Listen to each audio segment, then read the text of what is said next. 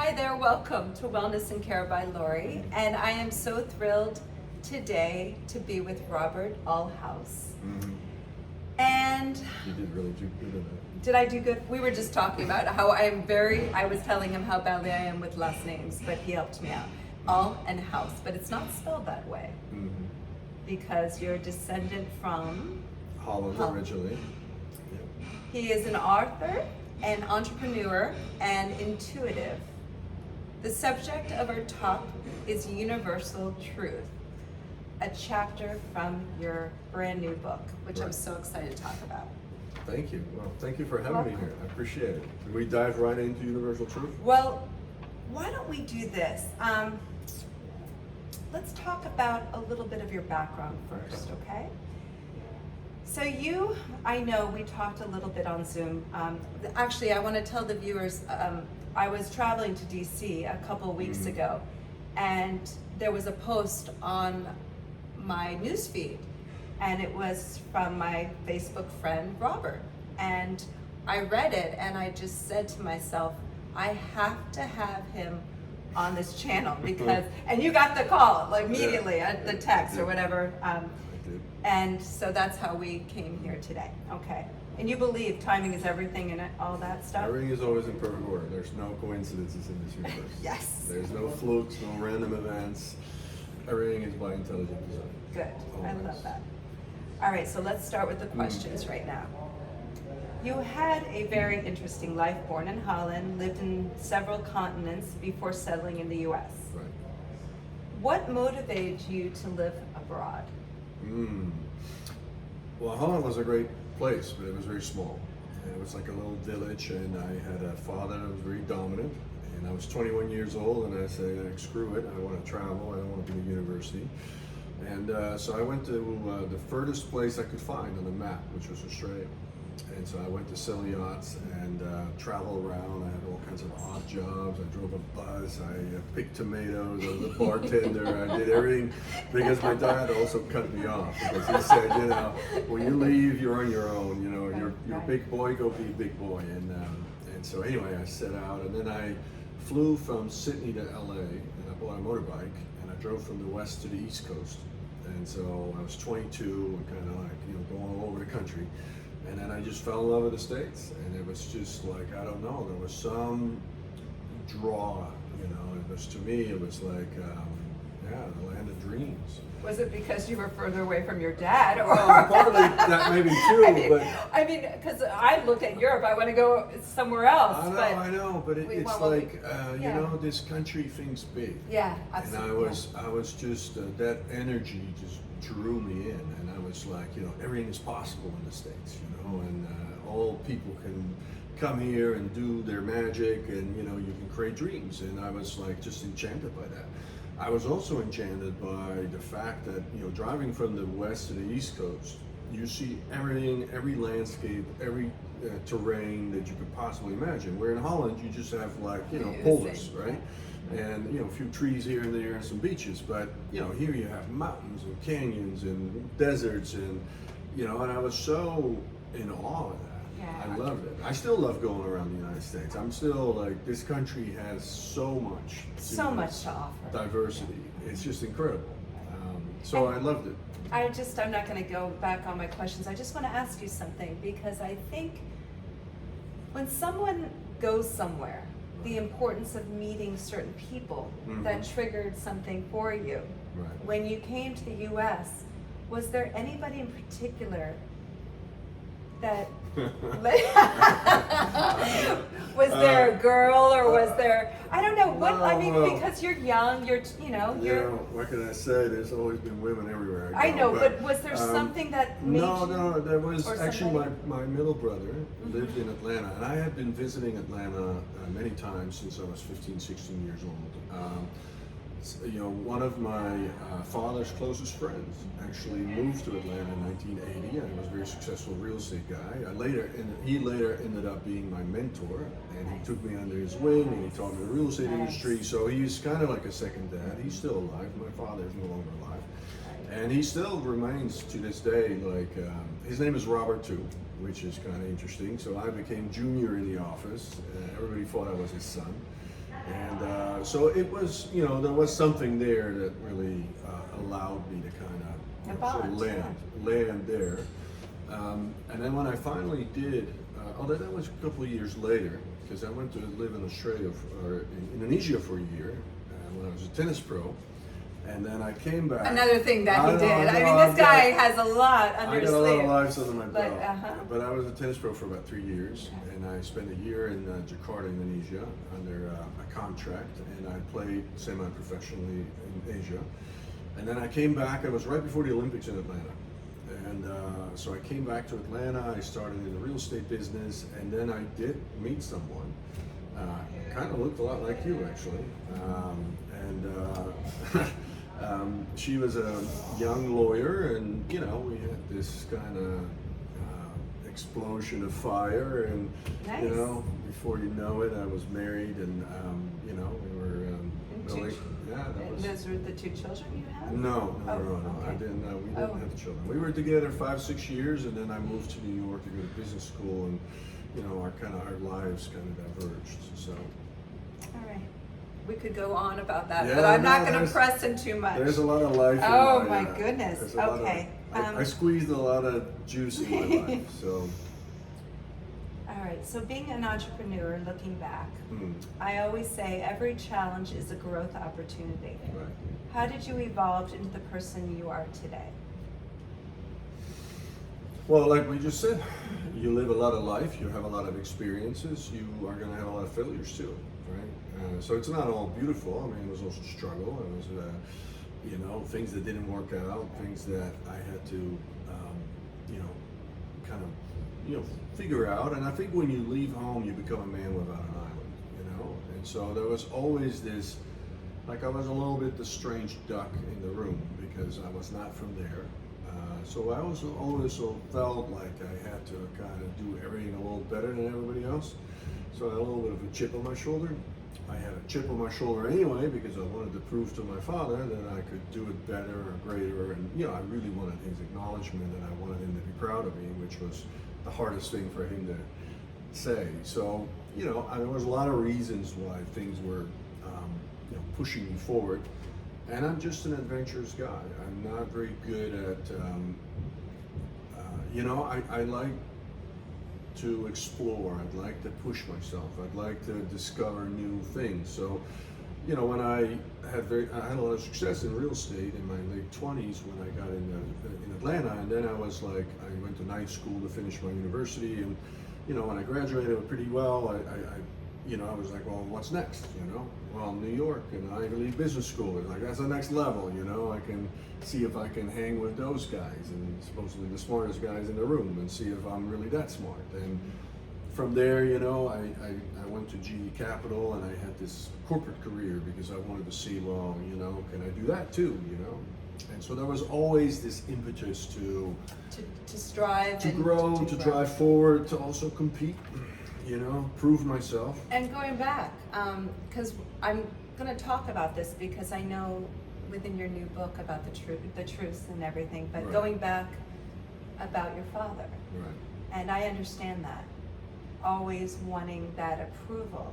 And that's deep, that's very deep. And it's amazing in our formative years that never leaves us. And you're not the only one I've talked to just recently about this. No. It's something that I think is very interesting to delve into deeper, but we'll talk about that in a little while. Yeah, and that's more the core of my first book, which is called Never Enoughitis. Okay. It's never enough. If I can cuss, it's never fucking enough. You can right? cuss, that's okay. So, I mean, that's really, and that journals kind of this whole story of this worldly success and where it came from and where the drive came from, because it was low self-worth, really, ultimately, that was driving all of that. And, you know, I kind of went over my skis, right? I did it over the top. And then ultimately, I kind of destroyed myself. And so, you know, there's this whole journey of discovering that and coming out of that. Now, as it relates to my father, what I've later reconciled is that he was born in 1940, right? You know, 2 months before the Nazis occupied Holland. His first 5 years of his life was Nazi-occupied Holland. He lost his father in a work camp. He grew up in poverty because Holland was, ravaged after the war, right? And so the first 10 years, up to his mid-teens, this was a poor country, just trying to rebuild from the war. It looked like the Ukraine looks today. All of Europe did. Europe was devastated after World War II. And so you can imagine, like, growing up in that fishbowl, so to speak. My father was marked by that experience. And obviously when he went into life, and he was very successful, but he imposed this belief of scarcity and saving for a rainy day, and it can always get worse, and because he was really marked by his experiences. And that's probably also, let me know if I'm wrong, is why that you gravitated towards the land of opportunity and freedom, America. I think so. Yeah, we really haven't had that kind of occupation. No, really. Think about it. Growing up in Holland, I was very privileged. I did not come from the wrong side of the tracks. I had a beautiful childhood. It was difficult because my father was very rigid and demanding, and like he did not really know how to express his feelings very well. So even when he was proud or he loved you, whatever, you would never know, right? I mean, he just was stoic in that way. Did you have brothers and sisters? Two older brothers. Two older brothers. I'm the youngest one. And where are they now? They're actually in Florida too. One is in Orlando, nice. And one is in the Keys. Nice. And at some point they both worked for me. One still does, and the other one is in Orlando. He's a professor at Rollins College. At Rollins? Yeah. And what does he teach? HR and international business. Nice. Yeah. Nice. All right, let's go to the next question. You have written your first book in 2017. No. That was about 2017, 18, the period I described. But I published it in 2021. Okay, 2021. Yeah. What was your motivation to write and connect with your audience? One more thing. Was there a specific moment or life experience that nudged you to write? Right. So I wrote it as self-therapy. I was a mess, and I was going to a therapist to help me kind of unravel because my life was falling apart. I had a business that got wiped out by a Hurricane Irma. I was going through a divorce. I was. What was that business? It was a restaurant business. Oh, in restaurant. Florida Keys. Okay. Yeah. Oh, really? What kind of food? Seafood? Seafood, Of course. and it's oceanfront, and nice. I still own it, but it got wiped out by Hurricane Irma. Oh. And so, I found myself from kind of the proverbial mountain peak to like my life unraveling. These are all what I call gifts wrapped in sandpaper. And they're the most beautiful experiences, but not when you go through them. It's what you get from them, right? The growth you get out of them. But when you go through it, it's miserable. And I was at this pivotal junction where I was getting divorced, this business hit me, I had some other things where partners were, less than scrupulous, and I found myself going from, having a beautiful balance sheet and everything in the world to basically it all just falling apart. And I couldn't deal with it because I was so identified with all these things, being me as an important, valuable man. And so I went to a counselor or a therapist, which was ironically the one I walked out of when we did, counsel coupling, like counseling, because she was the only one I knew. And it's the only so you call her again? Yeah, I called her. I said, Marilyn, I'm a mess. I need help. I don't know who to call. And she actually took me in, and just 1 year later, before that, I told her, like, this is useless. You guys work together, but I'm not going to come back. Anyway, and she told me to start journaling. And then a couple weeks in, I told her, Marilyn, this journaling stuff, I'm not really a journaler. I do more now. But I said, I don't mind writing. Do you mind if I make it a book? She said, I don't care, just write. Because she wanted me to really express all these suppressed emotions that I had. And so the book started as self-therapy, just writing. There wasn't no audience. The audience was me and my heart. Like trying to get this stuff out, this gunk out, this unprocessed, unexpressed, like. I have a question. When you, sorry to interrupt, but when you did write, did you feel like did the emotions, like the anger, like the loneliness, the sadness, did you go through all those different emotions? Because I just did a podcast with a therapist, and it was so interesting how that we really don't know how to feel that spectrum of the rainbow of those different emotions. Yeah, no, I was reading the waves. I mean, I felt one today just rushing over here. I was teaching clients and I bit my lip twice at the same time when I'm trying to eat. The dogs are on top of me. I'm like, ah! And then I get in the shower and I'm like, okay, Laurie, you're angry. Get rid of this anger. You know, but it's amazing. I was going through human. all the full, I call So it you felt all those. the octaves, and it was a way for me to start feeling, and I'm also quite creative. I always have been, actually, because I was a real estate developer, and I loved always the architecture and the design and the aesthetics, and I did a lot of interior design, and so, I always loved those things. And I discovered that I'm actually a decent writer. And so, when I started writing it and I was showing it to my therapist, she actually went, oh, this is actually really good, and then I shared it with some friends or some other people, and I said, what do you think of this writing? And everybody was like, man, you should call a publisher. This is actually pretty good. This is like, we enjoy reading this. And it's helpful, it's meaningful. Well, didn't you have to write in Holland when you were growing up? Yeah, Did the teachers see your talent back then, or you think it? I don't recall. No, I don't recall. I mean, it was easy for me to write, but I don't recall being Having a passion for it. No, not having a passion for it, and neither the teachers. But in Holland in school, I was like the proverbial minimalist in everything. So, I probably didn't try that hard either, and now it's coming from a passion, and it's become like, I love it. It's an outlet. You have no idea, viewers, his passion for writing, it's insane. And you exude it when you talk about it. It's a beautiful thing. Yeah. And that's so important in life, to have that passion. I'm happy that you have that. Thank you. Were you done with that? Yes. Well, have I answered your question? Yes, the moment of life experience that nudged you to write. Yeah, and so so to finish the story, I'm sorry. So I got nudged, and this was really interesting. So, and then I was like, you know what? I could write a book. I can do this, right? I've done things in my life. I could write a book, and so then I was like, well, maybe I should call some publishers and just write it. Send in a sample, see if they want to read it.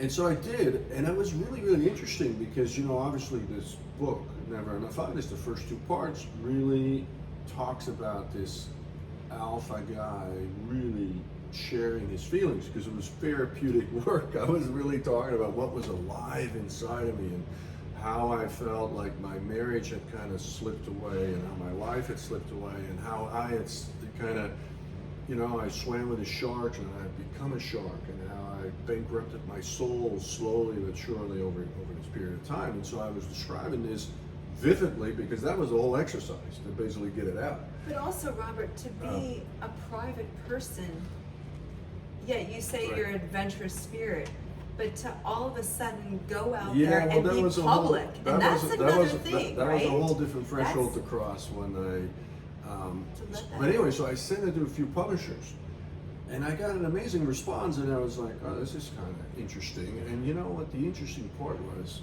Almost all of them, 2 or 3 of them said, we get this type of manuscript, we get 100 a month from female writers. We don't get this. I was thinking that. I was thinking, good. We don't get this from an alpha guy that is an Ivy League educated businessman that's been in the top of echelon of business. We don't ever see that. And I was like, wow, that's really interesting. And so I was a novelty in a way, that I was a man that had, I wasn't a guru, I wasn't a mystic, I wasn't like some kind of, evolved teacher of some sort. I was just a business guy, a guy that just lived life like everybody else. But share to my viewers what you were talking to me about breath in the ocean and the female. Well, because it's all, because it's really, that's the reflection of them. Well, I later discovered that I had a lot of intuitive capabilities, which I had used in business very handedly, not for the most appropriate purposes. But, I later discovered, actually, I had a lot of abilities, and then I later discovered that my grandfather had these abilities, and my mother has these abilities. Wow, your grandfather? What did your grandfather do? He was an electrician. But he did have. But he was clairvoyant, which I didn't. He was 5 when he passed away, so I wasn't really aware. You were 5 when. Yeah, I was 5 when he passed away. Okay. He passed away quite young, but he was clairvoyant, or had clairvoyant abilities, and my mother has to some extent as well. And so, I now discovered like there's actually this whole element of intuition I've always been using in business, because I can dial into people's frequencies and then understand them or speak to them, or I get information. Okay, the stock market right now is horrible, Well, so let's help me out here. I'm not that interested about the stock I'm just market, kidding, so I'm just kidding. that doesn't really concern me. You're that going to much. get a lot of phone calls. But anyway, so I later discovered I that, understand. and that's really the impetus for my second book, which is a channeled work. But this first book, when I had to publish it, was like, there's a lot of personal stuff in this, and my publisher was saying you have to make it real. And there was a bunch of stuff that is still not in there, but they were really pushing me to make it as real. And I said, well, I have an ex-wife. My kids are going to read this one day. Like, there's stuff in my business past and in certain areas of my life that, these aren't things I'm proud of, but they said, you got to make it real so people can relate to it. So the book's pretty dang real. And that was... Cathartic. Well, in a way, but I also had to call my mom and I say, listen, you're going to read some stuff. It's not going to make you proud, but it's real. And she was actually really cool about it. So She said, and she's a mom, of course. She's like, you think I didn't know? Like, I didn't know the details, but I knew you had a dark edge to you. But she was also wise enough to say, like, I knew you had to journey into that darkness, right, to discover yourself and your true nature. She's so proud of you, I'm sure, right now. Yeah, we get along great. Yeah, That's great. she calls out my shit too, though. I'm sure she does. She's still my mom. So. Where's she right now? She's in Holland, but she spends about 2-3 months a year here in the States. Nice. Yeah, Nice. she goes to Anna Maria Island usually. She loves the west coast of Florida. Did that get affected by the hurricane? Actually, remarkably, the house that she usually rents is like unscathed. So it's very, very fortunate. So we did talk about you have evolved after your first book, now writing your second book called Never Enough It Is. Never enough-itis. Enough-itis. Enough-itis. But never enough it is works too. Never enough it is. It works that way too, but it was. Oh, now we're getting Latin. Itis. Okay, itis. Itis, because it's a disease, right? Yes. It's never Oh, fucking enough. that's true. This is the disease. That's of actually society. really interesting. It's- Never this is- enough itis. This It's is a the disease that we have in our Western culture, that it's just never enough. So we're always chasing. We're And we always can moving. say We're always- idiopathic. We never understand it. It's unknown. We're always moving the goalposts. We're Right, always right. lost in doing, Right. not in being, right? Not being in the breath that we just talked about. We're always just the next thing.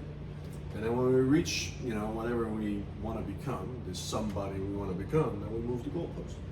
Because once we make 100,000, we want to make 500,000, and then when we make our first million, we want to make 5 million or 10 million. When we have this house, we want to have that house, and a second house, and another car, and another toy, and another wife, and another girlfriend, and we just keep going.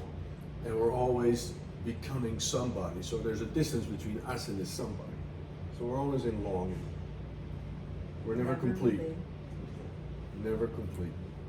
Well, And that's all the the while, inspiration for the second book. all the while, we are actually already complete. The moment we come out of our mother and we take our first breath, we're as complete as we ever could be. Like, we're as much as we ever can be, because we're already a human being breathing in the earthly plane. And so once we kind of start to understand that the things we do here are not nearly as important as what we are and what we express into creation, how we show up, like we're just spiritual art. We're just sculpture. We're the sculptor and the sculpture at the same time, right? So how much spiritual art can you express in all of creation? That's really the only question. And how you do it and what you do is actually not that important. You can do anything. Just how beautiful can you make it? How much art can you put in it? How beautiful of a poet can you be, expressing yourself into creation? See, I get lost when he talks. I'm just sitting here like, oh, it's beautiful. It's beautiful. It's a different perspective. No, on life. it's definitely a different perspective, and it's important. It's important. Let's go to the next question. What are your professional aspirations? 2 books. Are you planning to offer courses or master classes for individuals like me or my audience who are just getting What a lost? beautiful setup. Are you doing that just for me? Yeah, so this new book is been a very unique experience. So I was driving to the beach in April and I had this massive download, and I shared this with you, and I this whole book came through. I mean, the outline and everything, and it's quite a ordeal to write a book. I wasn't really planning on writing my second book yet. I knew I had more books in me, but I wasn't really planning on it. And then the next day on Monday, I kind of just had to surrender to it because it just wanted to come out, you know. And I started writing. So for 2.5 months, I wrote it. I'm in the middle of editing now. And this book is a bit of a departure from the first one, where this is a spiritual teaching framework front to back. And I do talk about that ethos of being spiritual art. You know, how can we actually live that? And so there is a teaching framework that is based on sacred geometry. I am going to translate it. I haven't done it yet, but I am going to translate it into workshops, retreats, maybe courses, because it lends itself like beautifully for it. I will be teaching some of that, and there might be other people that want to use the framework. Because one of the things I'm going to do with this book, it's like been such a huge gift, and a gift from whatever you want to call that, which is the Most High, I like to call it, but infinite intelligence, creator, God, spirit, great spirit, I don't care what you call it. Like, it's a gift. And this gift is to be shared through me because it was given to me. It's not mine. It's not Robert's. I'm not so goddamn brilliant, you know? I mean, like, I was given this to share. And so one of the things I'm going to do is I'm going to make it available for free on my website, as well as sell the book. And I'm still trying to figure out the technology and how to do that, because I want to make this framework, this teaching framework, available for anybody that has internet access. Oh, that's nice. That's important to me because it's a spiritual wisdom that's well beyond me, and I want to share it the broadest. So, you know, an 8-year-old in Africa that can find an internet access can access this technology or this teaching. And I need to sell some books to make that happen, and the people that have the means to do it, I trust that they will sponsor it in that way, but that way it will make it possible for me to make it available for anybody, which I think is a very important It's interesting, essence. like with Pilates, I teach Pilates. I don't know if you know that, but I No, can I teach you don't. for a Well, long I time. can tell you do. For a long time. It's- Thank you. it's quite obvious, And yeah. it disturbed me for so long how I wasn't able to tap into people who can't afford it, who need it more. But also, you got me thinking, when I travel and I go to either, you know, Cuba or Colombia or El Salvador, wherever I've Right. been to, the poor people, I sense that their essence, they already know that truth that you're talking about and that energy. More so. Most more than someone who grew up maybe more. Yeah, with, there's certain advantages. It's of interesting. coming from, I wouldn't say poverty, but where life is still more simple. Absolutely, yes, Right? yes. And but there's also areas, because I had a business in Latin America for a long time, and you know, there's really systemic issues with poverty where, even here in the U.S., if we think about some of the disenfranchised sections of our population, which there's a lot of racial tension around right now. Well, imagine if you grow up in South Central LA, in that environment, and that's all you know, that's the fishbowl you know, right? Then to you, life is violent, life is cruel, life is unfair, life is very difficult to escape. Because the reality growing up with having very few, examples, access to schools, access to, creating your life, it's very difficult to escape poverty, right? So that's not a simple life, that's a cruel life, that's a hard life. So they harden. Now, if you talk about someone in the rural countryside of Colombia that grows up in a farm, that by definition they're doing organic farming because they can't afford fertilizers, right? And it's a small little family farm that's been there for 3 generations, and they're growing beautiful flowers or potatoes or whatever it might be. Now, that's a simple life. Oh, I was just thinking about like a pit bull who's put into a fighting ring from a young age, Right. and to get that He's dog, bred. he's bred to do that, to He's get him bred. away from that. That's right. It's like, And it's so- so there are different variables. Yeah, that so a can- simple life Yeah. in the countryside in a poor country Right, isn't right. necessarily Right, going to right. mark you. That might actually be an avenue or a path where these principles of life, of being with nature, living within the seasons, living, not being so owned by stuff, right? But more by the cadence of life itself and family relationship, community relationships, things like that. It's a simple life, but quite rich in that way. Now, being born in the poorest barrio of Rio de Janeiro is a hard life, right? If you're a 6, 7-year-old and you're an orphan kid in Rio de Janeiro living off the streets, that's a rough life. And so you're going to be, your psyche is going to be imprinted with that blueprint for life. And it's going to be very challenging for you to escape that. Not impossible, never impossible. But we cannot look at endemic and systemic poverty in like we can just fix it easily, because it's really something that's subconsciously embedded by the time someone is 5, 10, and 15 years old. So how do you get them out of that cycle, right? How do you get them to elevate their level of thinking and belief about themselves, which is really we're talking about elevating their level of consciousness. But maintaining, see, I never feel that you can actually take that person and just spin them around and then say, boom, here you are. You are who you are, and then you can elevate and have those filters come through you to raise and your there's awareness. also nothing wrong with it, and it's also by, in some level, intelligent design, because we each, in some way, create our own reality. Not that we're creating the world, but we chose to be here to have certain lessons. So in the eternal kind of like game that is being played by the Most High, even having an incarnation in poverty and misery and those things can actually be spiritually profound. But and also, it's not But just... on a human level, you're suffering. Right.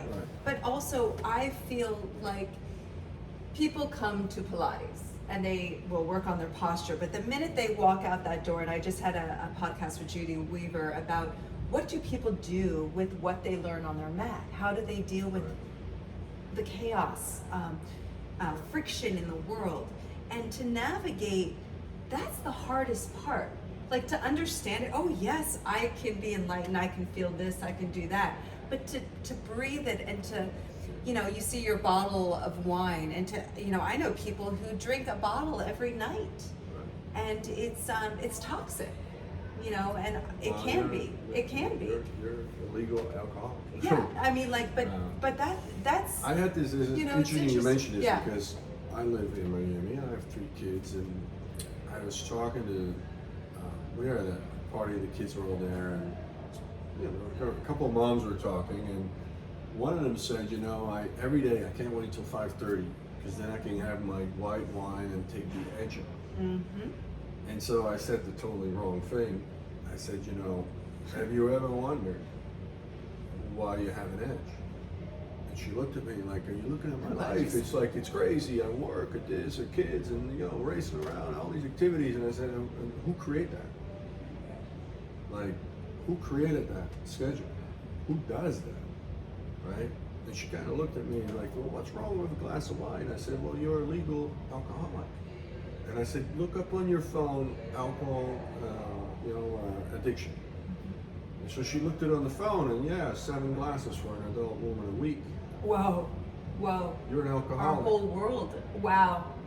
That's. And so she shut it down, and she was pissed at me because I confronted her with a mirror she wasn't willing to look into. But people want comfortability. I mean, you're an adventure spirit. I am too. I thrive on going to a place that I feel uncomfortable, you know? And I know people who love comfortable, like, think of it. It's like people thrive on feeling comfort because it's easy. It's easier. So we'll get into that. We have so much to talk about the next segments. We'll talk about that in the love and all that stuff. Robert, thank you so much. I mean, this is great. I'm so thrilled that we're here doing this today, and I can't wait to continue and pick your brain of other things. Yeah, let's get into some subjects, and you know, we'll pick them apart. And I do want to close out on this though, because you know, no judgment on anything. Like when we are shown a mirror by anybody, right? There's nothing wrong with you. You know, because we take things so personally, right? Like, well, I'm not an alcoholic, I'm not this, I'm not that. And there's no judgment in any of this stuff. But unless you're willing to look in the mirror and see those aspects of you for what they are, right? They're not in your awareness. And if they're not in your awareness, you have no fighting chance of ever changing or moving it anywhere. Because first we have to raise it into our awareness. Anything that's not in our awareness, you can't work on. And so when someone presents you a mirror, don't ever feel judged. They're actually doing you a favor because they're raising something into your awareness. And now you can make a decision like, I don't want to work on it, I'm okay with it, or this is something I want to address. But unless it's in your awareness, there's nothing you can do. I agree. Right? Oh, you're so awesome. Thank you. Thank I'm you. freezing my hands. I Yeah, just got you are. cold. You are very cold. Thank you everyone for chiming in today. Subscribers, new subscribers, please give us a comment if you want to hear more from Robert in different elements of what he does in his books, and it's truly amazing. And thank you. Sounding out from Boca Raton.